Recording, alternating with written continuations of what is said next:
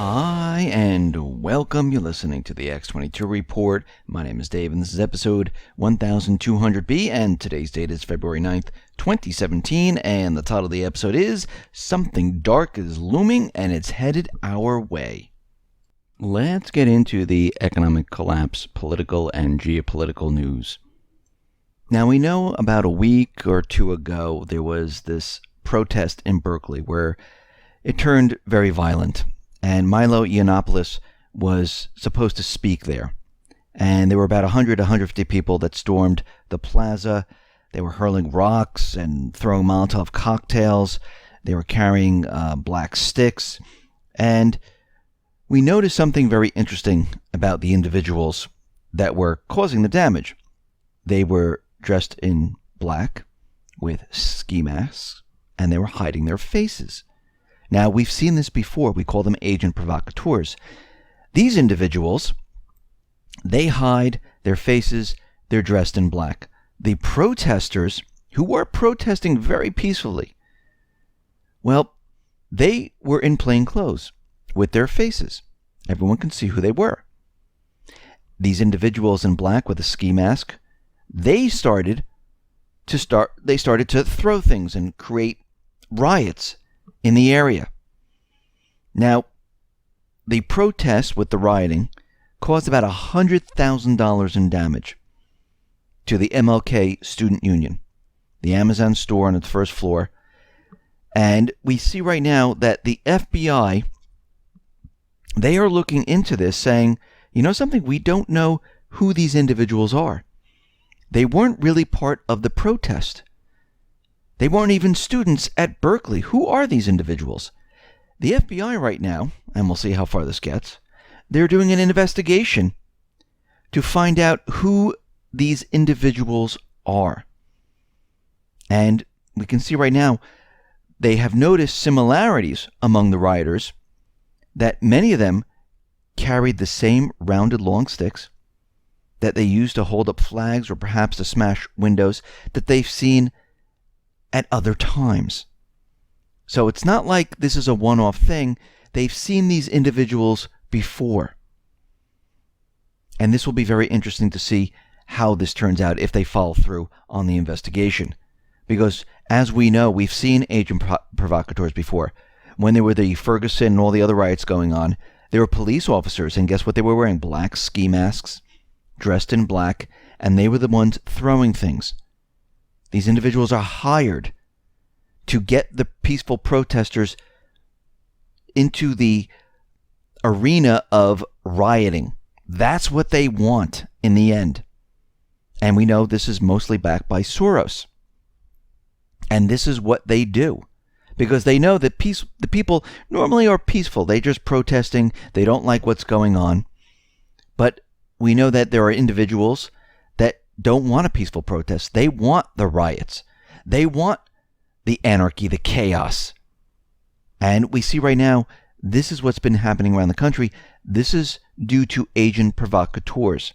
Now, all over the corporate media, we see that there's a story about Trump who was talking about judges and saying that, he's not happy with the judiciary. And we can see that there was a headline news about Gorsuch who said that, he was disheartened by the story that Trump was not happy. But what's very interesting about all of this is that Democratic Senator Richard Blumenthal told reporters on Capitol Hill that Gorsuch expressed to me that he is disheartened by the demoralizing and abhorrent comments made by Trump. And this was during a private meeting. And Trump, he came out and said, no, this is not what happened.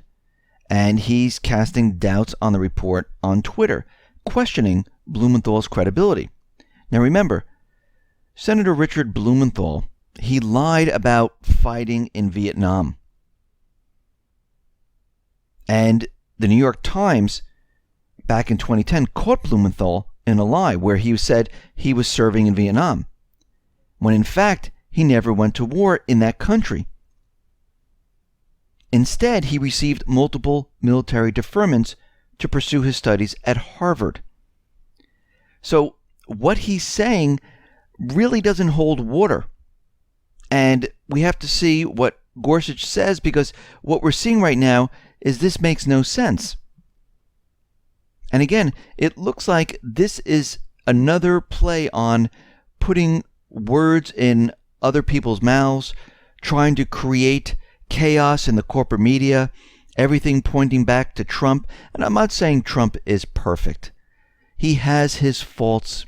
The people in his administration, they are green. They have their faults. We can see it with Kellyanne Conway. We see the flub that she made, with Ivanka's clothing line. Actually, she should have just kept her mouth shut and just said, no comment. And she needs to understand the rules and the regulations. And we know that she's been counseled, whatever that means. But again, the elite, the corporate media, the opposition, they're out there to find something. Or if they can't find something, they're going to create it. And we see this. Now, we understand under Obama, Common Core was pushed out to the American schools. Now, it's really started back with Bush where, no kid left behind. And to accept this new program, the government was going to give federal funding to schools. And of course, the school says, yeah, we'll do this. And this was a complete failure. No kid left behind. And as that was failing, they came up with, hey, we're creating something called Common Core. If you want to be involved with it, sign on to it, and we'll send you federal fundings, but you can't back out.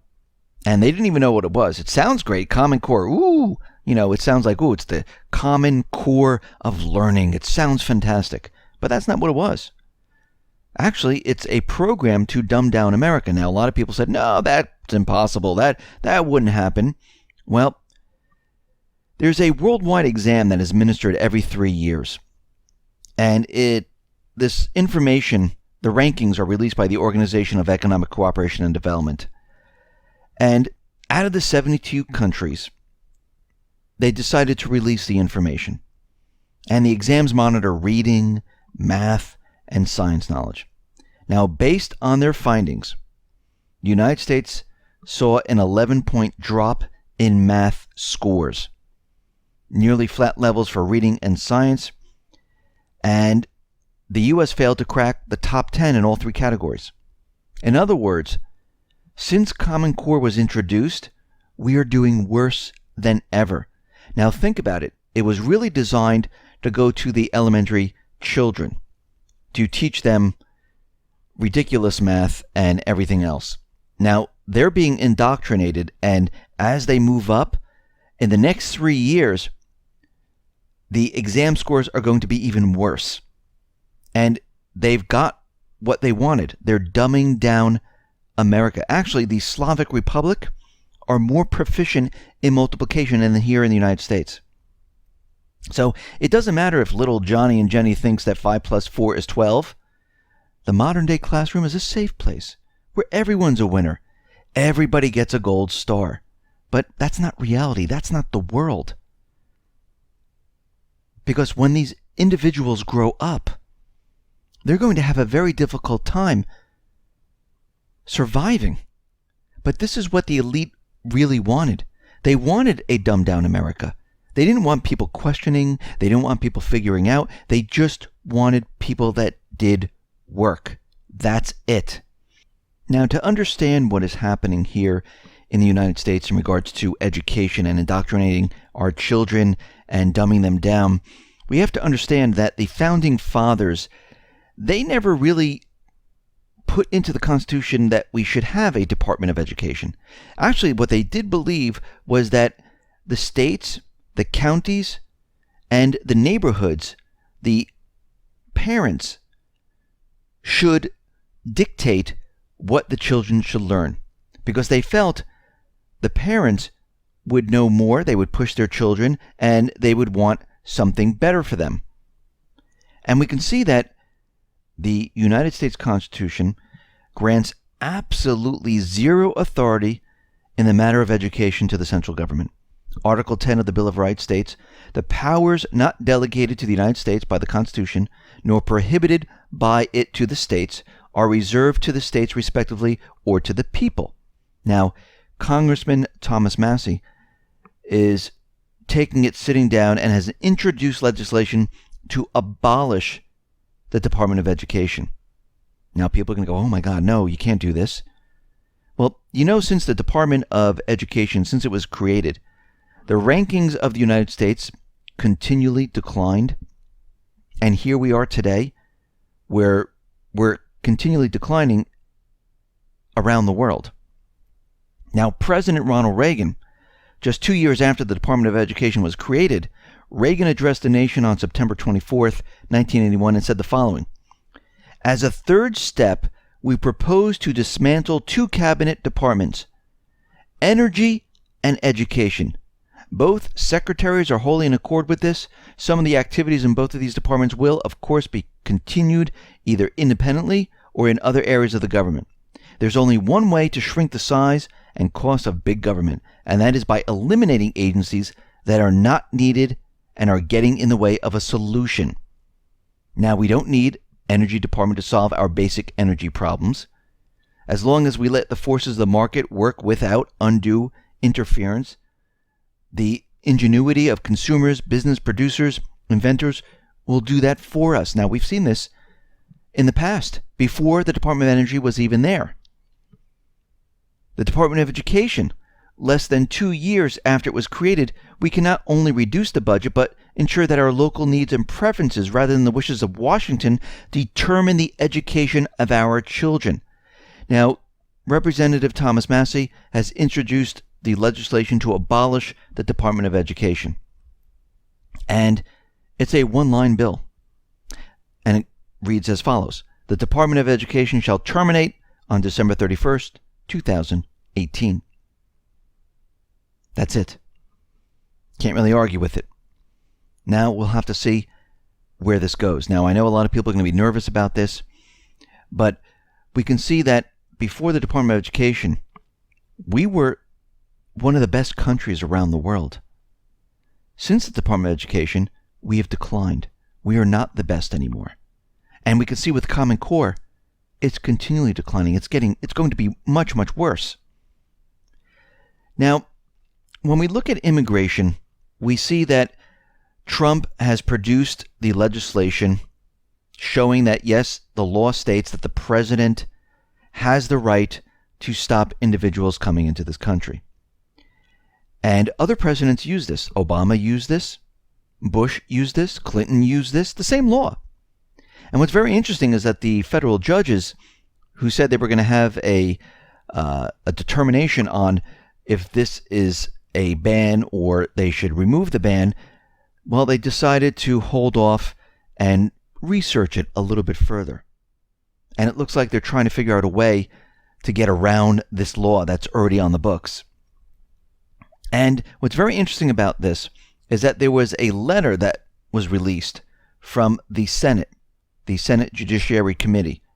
And this letter was from June 2015 to DHS Secretary Jay Johnson and the Secretary of State John Kerry and the Attorney General Loretta Lynch, which reveals news and facts that the number of crimes committed by illegal immigrants who had already been convicted of other crimes that were released back into the public, well, they committed the same exact crimes.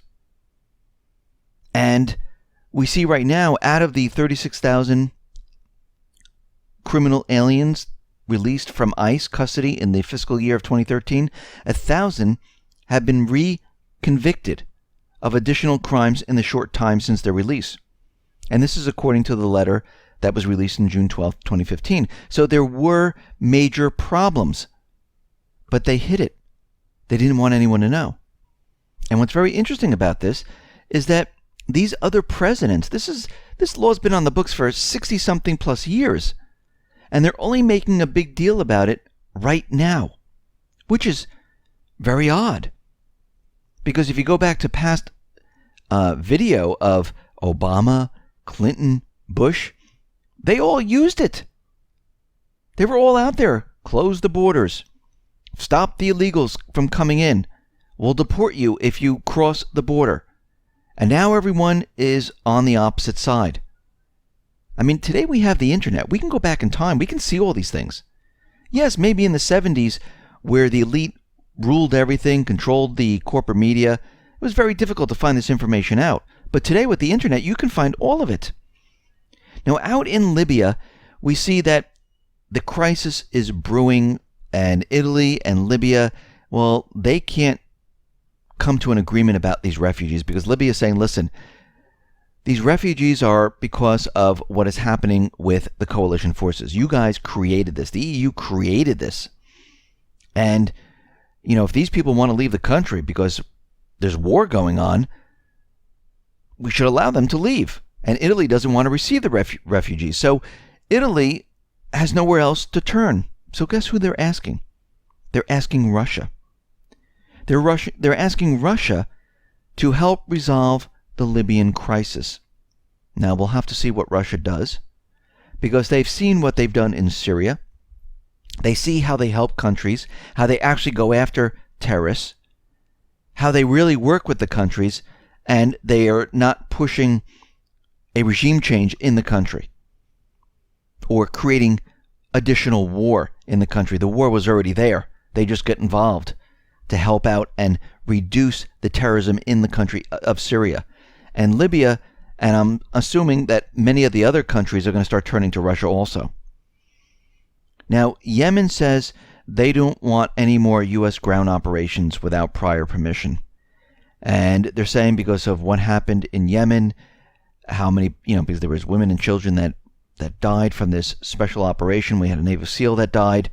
And this looked to me like a complete setup because all the information was held by the Obama administration. They sat on it, waited for Trump to come in and said, yeah, here you go. Go ahead and do this. And then the Al-Qaeda operatives, they were tipped off. So it looks like this was a complete setup. We see Russia, well, they had an accident. They killed 3 Turkish soldiers in Syria when they were doing their Russian bombing runs. And it looks like now that Turkey and Russia are going to coordinate a little bit better on where they are fighting inside of Syria. We see Amnesty.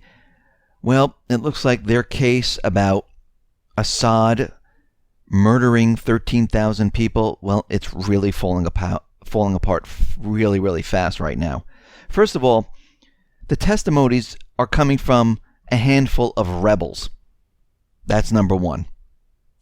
The report figures are based on claims of executions between 20 and 50 people executed in a week. And if you extrapolate this out into a 4-year figure, that's between 5,000 and 13,000 people. And of course, the corporate media used the 13,000 number. And we can see right now, they don't have real testimony or proof. And we know that the United States, Russia, NATO, they all had satellite imagery for a very long time over Syria.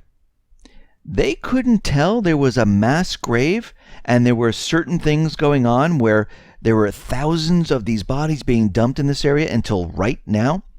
Think about this for a second.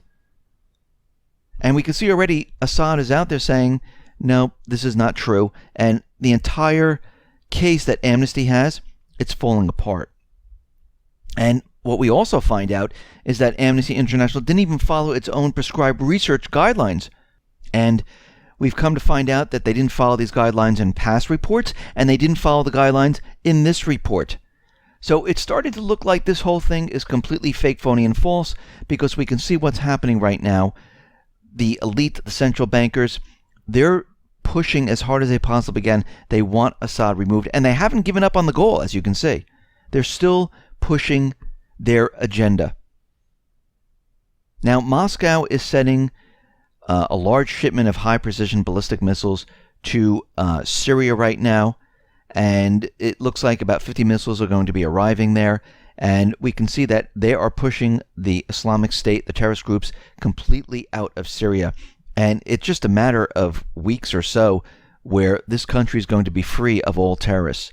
And Syria and Russia, they're going to be controlling this country.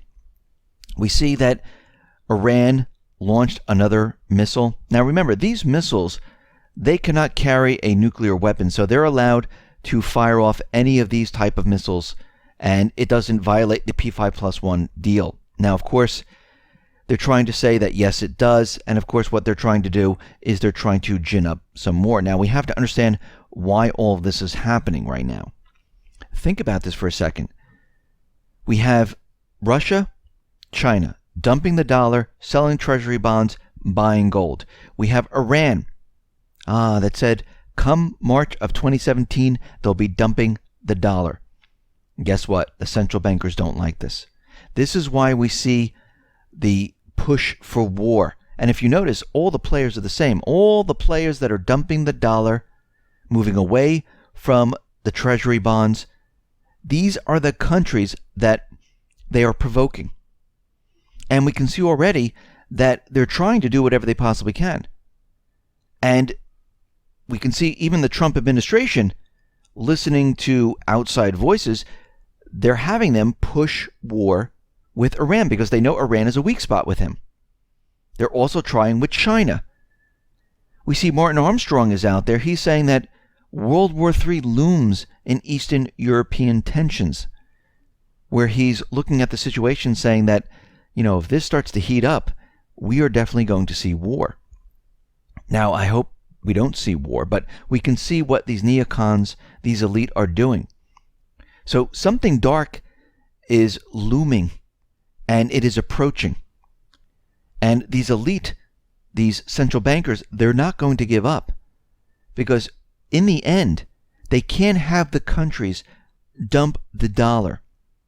Because that would show that the central banks, well, they didn't do their job. They are the cause of the problem because their system created a huge amount of debt that was unsustainable, put countries so far into debt they couldn't operate, people lost jobs, and the entire system then implodes.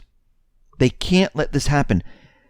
They want to restart the system. They want to be in existence. They want to control. And the only way to do this is to distract everyone. Just like the stock market distracts you from what's really happening in the economy.